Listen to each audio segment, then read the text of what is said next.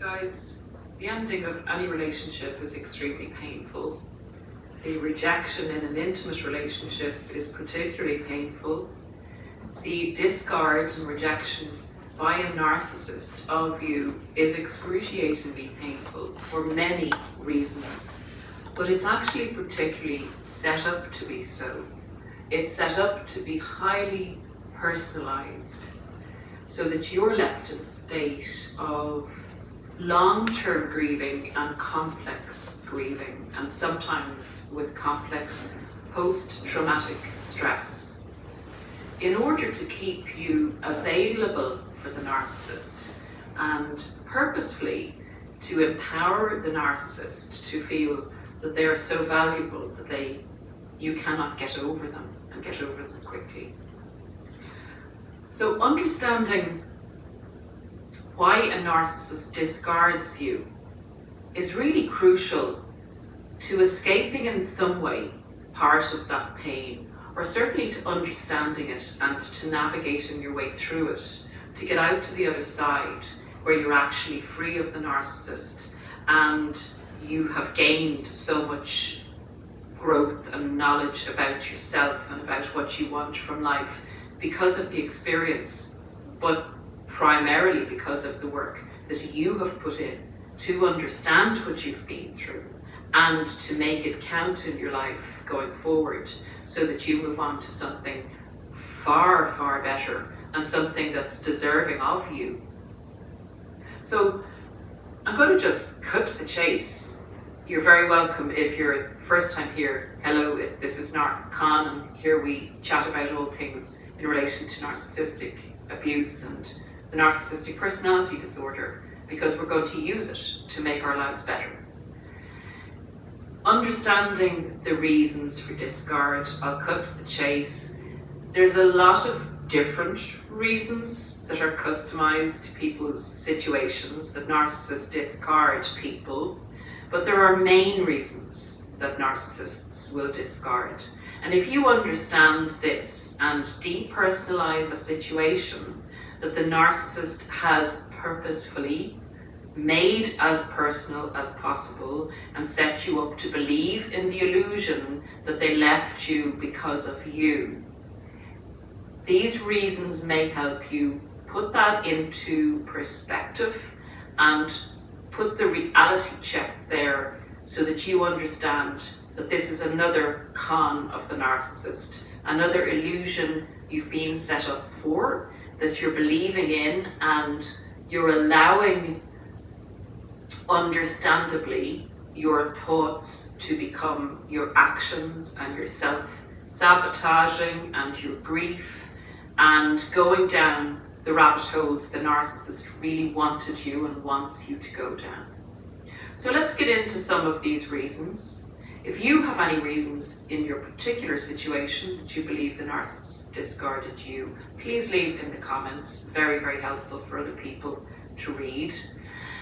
And the 5 reasons I'm going to give are not just sometimes standalone reasons, they can be a combination of one or other of these 5 reasons. But I will bet you the reason that you were discarded is in amongst these 5. Reason 1 that the narcissist discarded you. You became too broken. You became a dysfunctional object.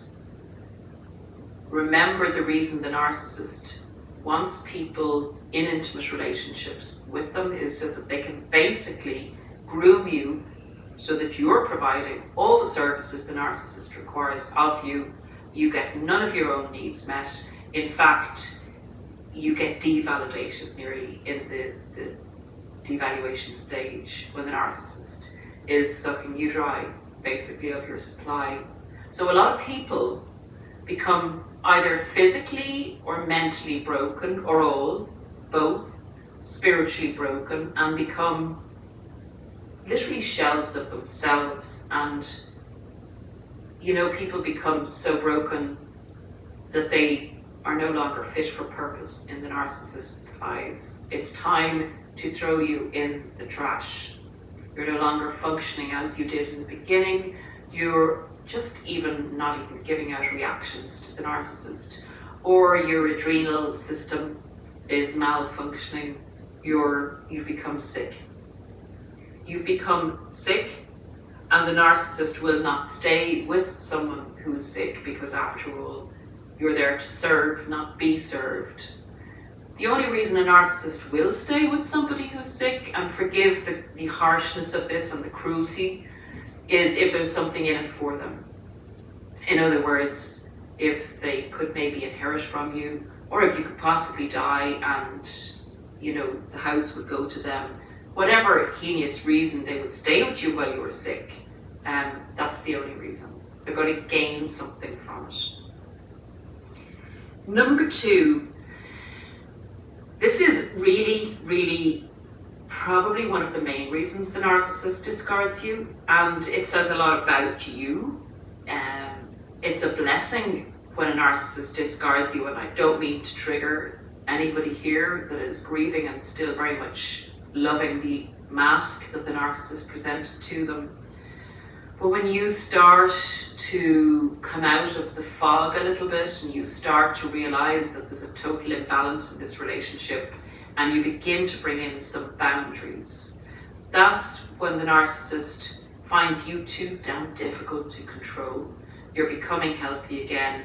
You're coming out of the hypnotized state that the narcissist put you in the love bomb stage. And remember, narcissists don't like to have to expend too much effort to get their needs met, to control another person, because they feel so entitled that you should just do this without question. They're worth it, they're godlike, they're amazing, and you do not matter. You are a functional human resource for the narcissist.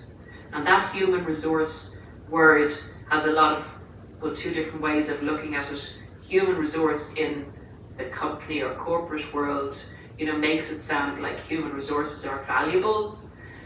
Actually, human resources are just resources for a company. And in a lot of ways, when people go up to the HR, services and understand that they are just a cog in the wheel that can be dispensed with and another person put in their place, they have to be managed. That is so with the narcissist. And apologies to anyone out there who's a human resource specialist who is not of that ilk, but a lot of these institutions have this type of, it's for the company, it's not for the individual. And it's the same with the narcissist. It's for the narcissist, it's not the individual. You are literally a replaceable, operational, functional being that the narcissist does not see soul-wise or spiritually, or who you actually are. That's not who the narcissist falls in love with. They fall in love with your functionality. So depersonalizing a narcissist leaving you is your key to freedom. It's one of your keys to freedom. So you've become too difficult to control. The next reason, number 3, narcissists are very attuned to their environment because it's a survival mechanism for them. They're basically hunters and we are the prey. They basically work in a jungle-like type of reality existence. So they have a radar out for any shift in energy or shift in how a person is thinking. And sometimes they also suffer from an oversensitive brain or paranoia. They are very paranoid as a type of a protective mechanism, and their paranoia can often enhance a very small, minute detail in their atmosphere, and they can actually believe that you're about to leave them when perhaps you are, but you may only be in the initial stages of setting boundaries and questioning whether it's right for you to be in this relationship.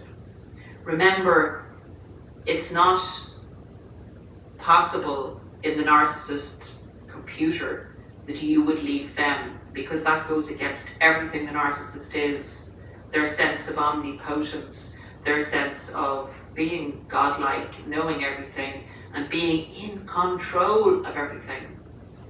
So if you left them before they were ready to discard you, that would totally haywire their system, it would virus their computer system, and their narcissism would be letting them down essentially. So they have to be the ones to take the action in the relationship.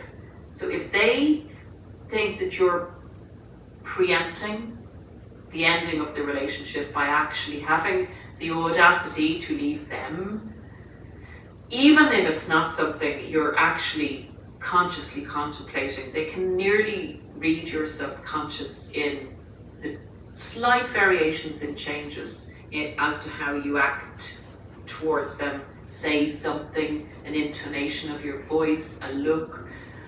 Literally how you breathe nearly will be interpreted by the narcissist, because it's essential they stay in control of you. So anything that affects that will have their radar honed, and they will want to leave you before you leave them. You will get, if they do sense that you're getting ready to pack those little suitcases and march out on the narcissist, you will probably get what is called the big Hoover, and they will try and bring you back under control so that you don't leave them, or so that you're back under control enough so that they can really come in and smack you down when you're least expecting it, and discard you when they have brought you up again into the lovey-dovey stages and the future faking, and you just are not expecting the discard. But they feel that they've got one over on you because they thought you were about to leave them. They loved you up again so that you're flying high again, and that's the time when they've brought you right back up that they can go and drop you very, very long way down off the top of the mountain that they brought you back up to, nearly in a kind of way like, how dare you think about leaving me? Subconsciously, their narcissism is saying, now you're going to get a taste of your own medicine, even though you didn't actually leave them. Now you're going to see who's the boss here. Now you're going to suffer, and now you're going to realize what you've lost, who you've lost, the amazing mask that you've lost. So that's another reason for discard, guys. Now this is an interesting one that I don't think is put about too much in relation to explanations for why narcissists discard their targets or victims. Your supply has been so good. Your character traits that you had stolen from you by the narcissist, in other words, they kind of try to steal your personality and latch it onto the mask so that they could go off and use those particularly good points of yours as being them for the next source of supply or the next community to go into, or wherever they're going to be seeking again to destroy others. They will, on your good supply, have felt very, very empowered, and particularly if they devalued you to the extent that you actually believed that you weren't the good person that you were, or that you weren't the person that the narcissist saw to try and come and rob, that you didn't have the integrity and the character traits that the narcissist has just stolen from you to attach as the new mask to the next person that they're going to present it to. So the more you were fantastic and are fantastic, the more you gave to the narcissist and bolstered them up and really believed in their mask and had them really reinforcing their state of empowerment in believing in the mask themselves.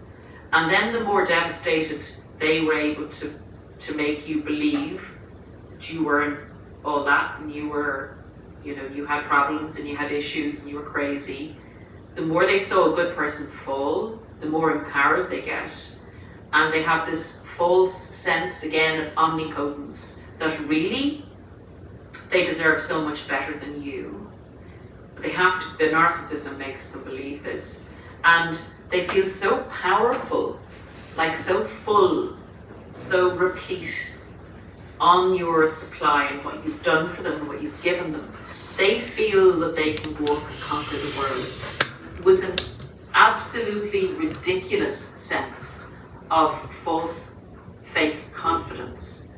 Because, as I say, they often leave good situations where they could have actually really thrived with this belief that it's them that's the reason that they are so brilliant in the relationship, not you. Because remember, their black and white thinking can't have you being the good guy.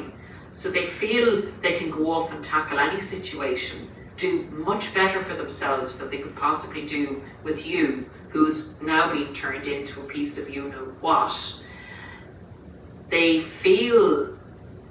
just feel indestructible, and they're not indestructible because they very often make very bad decisions because of this overbelief in themselves.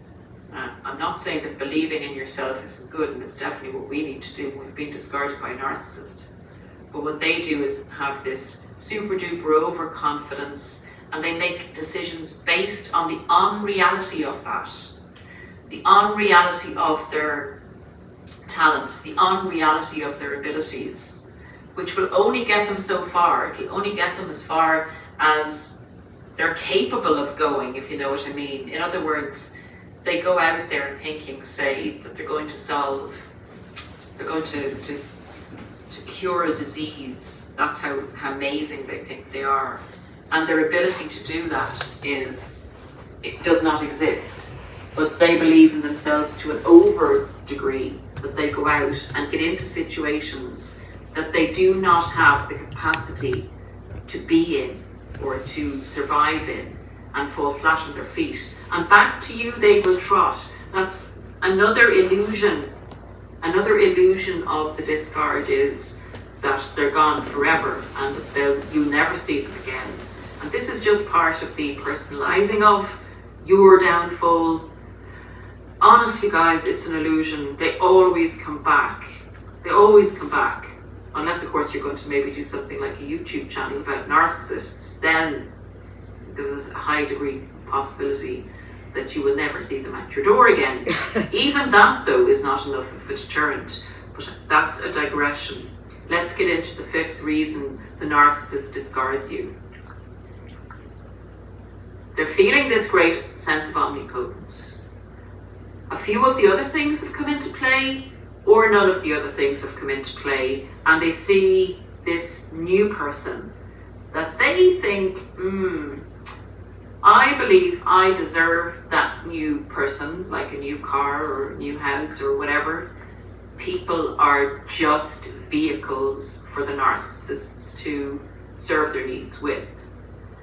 But they might like the tone of the other person better. The other person could be easier to control, could have a lot of character traits, could have just what the narcissist needs at one particular any given time. And this person comes up on the narcissist's sonar and they fed off you, they're feeling great, you're going downhill and the other person's going uphill, and that's the next target. Because the narcissist has this hole inside them, this avarice nature, greedy nature, very aware in themselves that nothing is sustaining them, nothing grows within them. They literally are a recycling bin that churns and churns and churns through supply, but is not self-manufacturing. So they're aware that they constantly need to be sourcing new forms of supply, and they're constantly needing to keep their older forms of supply as fallback positions, and again to leave the old supplies as devastated as possible, so that by the time the narcissist may need to come back for a little nibble or a full meal or to stay a year or two with you, that you will have had time to grieve, not find anybody else, definitely not find out about narcissism, not start a new relationship, but will have rebuilt yourself sufficiently for the narcissist to come back and resupply themselves on you. So there are the 5 main reasons that narcissists discard their intimate partners, and it can be also translated into other situations. Just understand, guys, they want you to personalize it as much as possible. It's not personal. It's actually not about you, it's about what the narcissist needs at any given time.